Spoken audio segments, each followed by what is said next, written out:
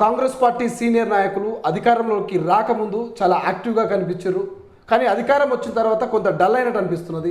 So అందులో ప్రధానంగా రాముల్ నాయక్ ఎందుకు కనిపించొద్దు అనుకుంటున్నారా కాంగ్రెస్ పార్టీ వేదికల మీద, లేకపోతే ఎందుకు కారణం ఏంటి? అప్పుడు ఒక కసి ఉండే కేసీఆర్ని దించడం, తెలంగాణ ప్రజలకు న్యాయం జరగాలి, దొరల గడికించి తరిమి కొట్టాలి, ఆ గడిలో ఉన్న వాళ్ళకు అందరికీ శిక్ష అనుభవించాలనే ఉద్దేశంతో ఆ రోజు చురుకైన పాత్ర పోషించడం జరిగింది. అధికారంలో వచ్చినాం. అధికారంలో వచ్చి కొత్త ప్రభుత్వం కదా, పదవులకు అదానికో కాకుండా ముందుగా ప్రభుత్వం ఒక సిస్టమేటిక్గా రావాలి. దివాలా తీసేసిండు, మొత్తము గల్లపెట్ట ఖాళీ చేసిండు, మన చేతికి అప్పగిచ్చిండు.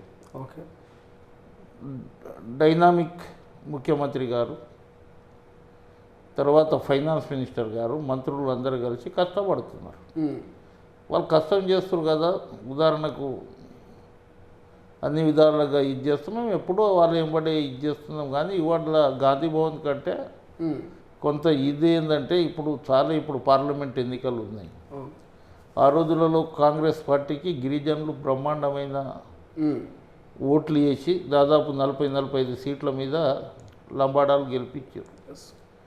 మళ్ళీ సేమ్ టైం పార్లమెంట్ గిట్ట అదే ఓట్లు పోలు కావాలనే ఉద్దేశంతో బాగా తిరుగుతున్నారు. పార్టీ ఆదేశాలు ఇచ్చినా ఇవ్వకపోయినా 17 పార్లమెంట్లో మొన్న చూడండి, ఖమ్మం పోయినా, తర్వాత నల్గొండ పోయినా, తర్వాత మిర్యాలగూడ, మొన్న ఆదిలాబాద్, ఈ విధంగా మొన్న జైరాబాద్, నిన్నది జైరాబాద్కి నుంచి నైట్లో వచ్చింది. అందు గురించి కొంత టైం ఇది కాక కానీ రోజు వాళ్ళు ఇచ్చే కౌంటర్ మీద రోజు ఒక స్టేట్మెంట్ ఇవ్వవచ్చు. కానీ టైం దొరకక మీరు అట్లా ఎందుకు వస్తలేరు, అప్పుడు చురుకుగా ఉన్నారు, ఇప్పుడు ఢీలా పడ్డారు అనేది ఢీలా ఏం లేదు. మీరే కాదు, విలేకరులు చాలామంది కార్యకర్తలు గిట్ట అదే చెప్తారు, అన్న మీరు కనిపిస్తలేరు అంటే అటువంటిది ఏం లేదు తమ్మి, తిరుగుతున్నాము, పార్టీ పనే చేస్తున్నాము. గాంధీ భవన్లో వస్తే తప్పకుండా ప్రెస్ పెడతాం, వాళ్ళకి కౌంటర్ చేస్తాం. అక్కడ కౌంటరు కొంత ఇది అవుతుందనే ఉద్దేశంతో మీరు అన్నట్లు కొంత వారంలో 2 రోజులన్న గాంధీ భవన్లో పోయి ప్రెస్ పెట్టి ఏదైతే బీఆర్ఎస్ చేసిన అవినీతి కానివ్వండి, ఆ విధంగా ఆయన కేటీఆర్ కానీ హరీష్ రావు కానీ నోటుకు ఏం లేకుండా వాళ్ళు ప్రతిదీ ఏదో మాట్లాడుతున్నారు. ఇలా చూడు చెడ్డి గ్యాంగ్ అని ఒకళ్ళు, తర్వాత పార్లమెంట్ ఎన్నికలు కాగానే బీజేపీలో పోతారని దుష్ప్రచారం చేస్తున్నారు. కానీ రాముల్ నాయక్ గారు ప్రధానంగా అధికారంలోకి వచ్చాక అధికార పార్టీలో ఉన్నప్పుడు బాగుందా, ప్రతిపక్షంలో ఉండి అధికార పార్టీని విమర్శించినప్పుడు ప్రశ్నించినప్పుడు బాగుందా, ఎప్పుడు బాగుండేది? ఇప్పుడు అధికారంలో వస్తే ఒక బాధ్యత ఇదవుతుంది మనిషి. ప్రతిపక్షంలో ఉన్నప్పుడు తప్పకుండా ప్రశ్నించే గొంతు ఉంది. ప్రశ్నించే గొంతు ఇవాళ అధికారంలో వచ్చింది. చూచ తప్పక మనం మాట్లాడాలి. ప్రతి విషయం మీద మనం రియాక్ట్ అయ్యి మాట్లాడే పరిస్థితి లేదు. ఇవాళ మేము పదవులో ఉన్నా లేకపోయినా అధికారంలో అయితే ఉన్నాం కదా. అందుగురించే ఇవాళ కేసీఆర్ని కేటీఆర్ని తప్పకుండా మేము ఉద్యమకారులము, వాళ్ళ గురించి మాకు బాగా తెలుసు.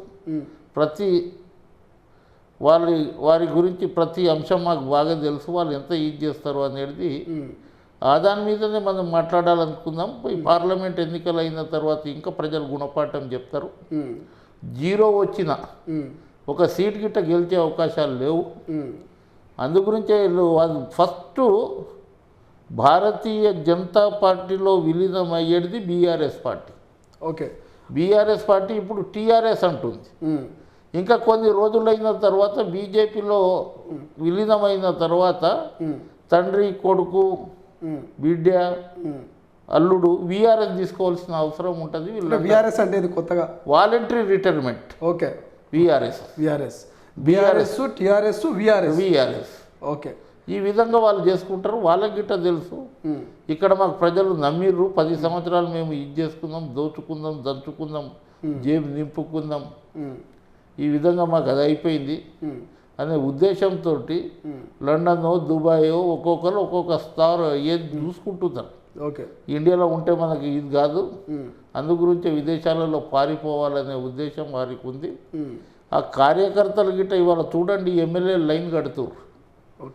కాదు, ప్రధానంగా బీఆర్ఎస్ పార్టీలో ఉన్నటువంటి ఎమ్మెల్యేలంతా కూడా కాంగ్రెస్ పార్టీలోకి రానికే ప్రధాన కారణం వాళ్ళని బెదిరిస్తున్నారు, పార్టీ ఫిరాయింపులకు పాల్పడుతున్నారు, అందుకే కాంగ్రెస్ పార్టీలోకి వస్తున్నారు అంటున్నారు కదా, నిజంగా బెదిరిస్తున్నారా మీరు? మేము బెదిరిస్తున్నామా? వాళ్ళ దగ్గర ఉంటే మా ఫ్యూచర్ లేదు, మా భవిష్యత్తు లేదు. బీఆర్ఎస్ పార్టీ అయిపోయింది. ఆ రోజు 10 సంవత్సరాల్లో ఉన్నప్పుడు మాకు అసలు మాట్లాడనియలేదు, ఏం చెప్పేటోళ్ళం కాదు. రామారావు గెలవాలన్నా వాళ్ళకు బాగా ఇబ్బంది ఉండే. కాంగ్రెస్ పార్టీలో ప్రజాస్వామ్యం ఉంది, ముఖ్యమంత్రిని 1 గంటలో గెలవచ్చు. ఈ దానికంటే అది మంచిగా ఉంది కదా. ఇవాళ ప్రజాస్వామ్యం ఉంది, పనులు చేసుకోవచ్చు. కార్యకర్తలు ఎవరైతే మనం మాట ఇచ్చినా వాళ్ళకి ఇంత అధికారంలో ఉంటే ఇది చేస్తామనేది మేము బెదిరించడం కాదు. వీళ్ళు ఆ రోజు దొరతనం అహంకారం చూపెట్టిరుడు, అవి ఆ ఎమ్మెల్యేలకు యాదకు వస్తుంది.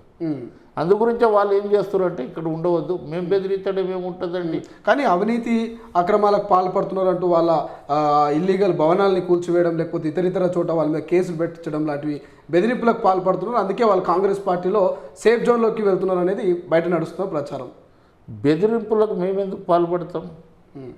ఇలా భవనాలు ఎక్కడ కూల్చేసినాం, ఏ ఎమ్మెల్యే కూల్చేసినాం మీరు చెప్పండి ఒకసారి. మల్లారెడ్డి గారికి సంబంధించినటువంటి మల్లారెడ్డికి సంబంధించింది అది ఒకటి, ఏది ఎల్టీఎఫ్లో కానీ పర్మిషన్ లేనిది కానీ అది చేసినాము.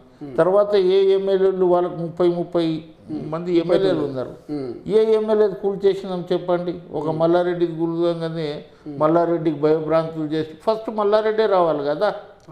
ఇలా మల్లారెడ్డి నమస్తే తెలంగాణలో 100 సంవత్సరాలు 420 ఇది అని చెప్పిండు. ఈ విధంగా వాళ్ళకు ఈ విధంగా స్టేట్మెంట్ ఇవ్వమంటారు. వాళ్ళు ఇవ్వకపోతే బిడ్డ మేము చూస్తామంటారు.